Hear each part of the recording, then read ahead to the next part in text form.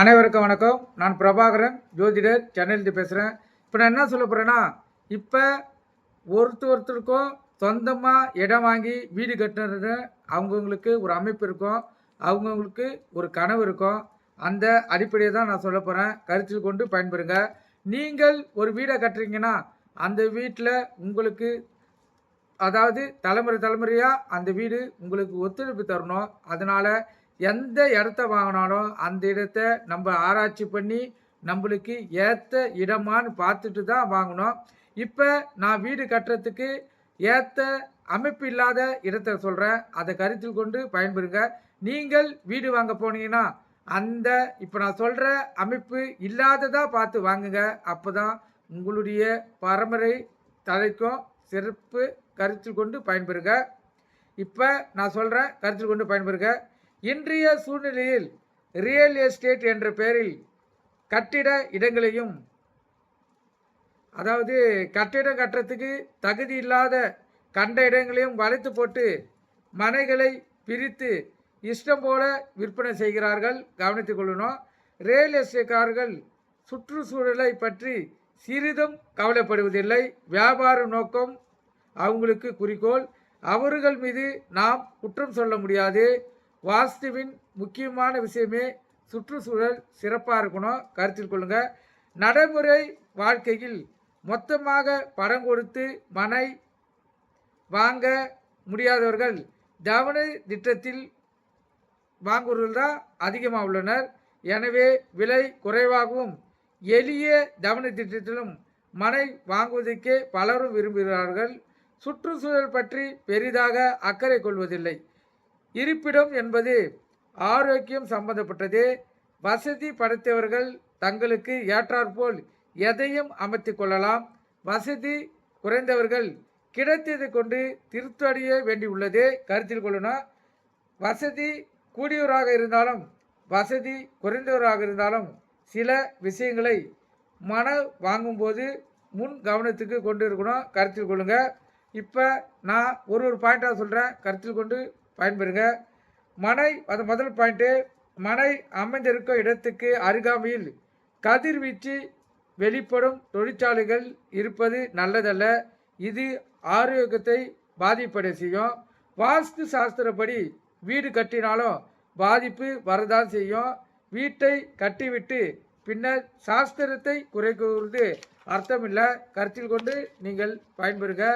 ரெண்டாவது பாயிண்ட்டு, உயர் அழுத்தம் கொண்ட மின்சார ஒயர்கள் செல்லுமிடத்தில் அருகில் மனை அமைந்திருந்தால் அதை வாங்கக்கூடாது.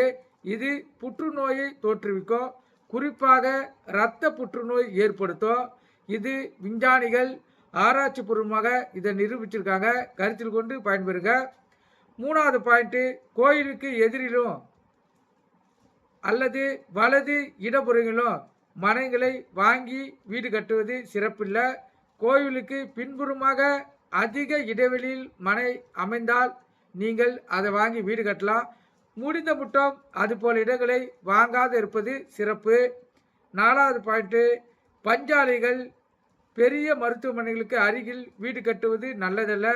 ரசாயன தொழிற்கூடங்கள், கனரக தொழிற்கூடங்கள், சிமெண்ட் தொழிற்சாலைகள் மற்றும் நச்சுத்தன்மையுடைய வாயுகள் தயாரிக்கும் தொழிற்சாலைகளுக்கு அருகில் வீட்டு மனைகளை வாங்குவதை தவிர்க்க வேண்டும். கருத்தில் கொள்ளுங்கள்.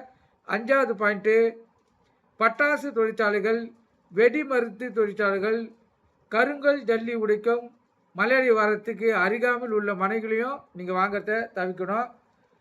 ஆறாவது, கல்லறைகளுக்கு அருகாமையில் எவ்வளவு மலிவாக கிடைத்தாலும் வீட்டு மனைகளை நீங்கள் வாங்கக்கூடாது. ஏழாவது பாயிண்ட்டு, ஏற்கனவே ஆற்று பக்கத்தில் இருந்த இடங்களில் குளம் குட்டைகள் இருந்து சரி செய்யப்பட்ட இடங்கள் போன்றவற்றை வீட்டு மனைகள் அமைக்கப்பட்டு அது அவங்க விற்பனைக்கு கொடுப்பாங்க.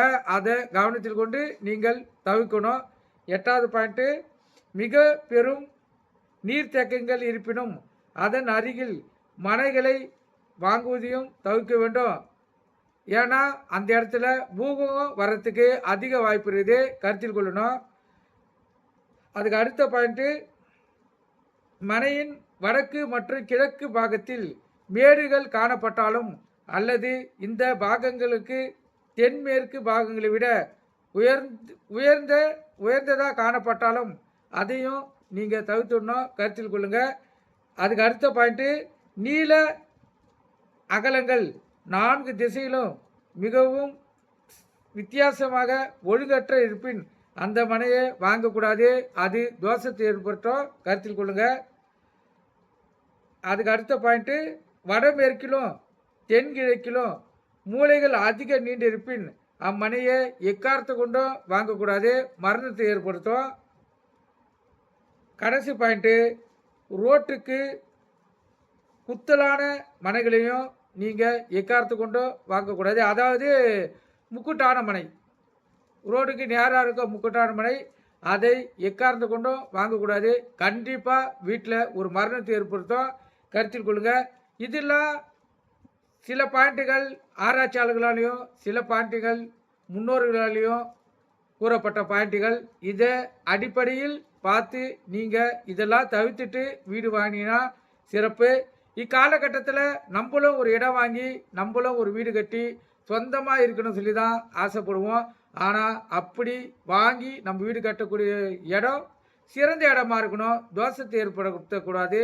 அதே போல் நம்ம பரம்பரைகளை தழைக்க வைக்கணும், பரம்பரையை அழிக்கிற இடமா இருக்கக்கூடாது. கருத்தில் கொண்டு நீங்கள் பயன்படுங்க.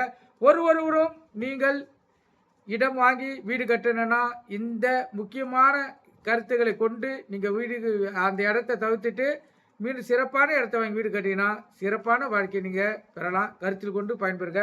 நன்றி, வணக்கம். இந்த பதிவு உங்களுக்கு எந்த அளவுக்கு பிடிச்சிருக்குதுன்னு லைக் பண்ணுங்கள், ஷேர் பண்ணுங்கள், கமெண்ட் பண்ணுங்கள்.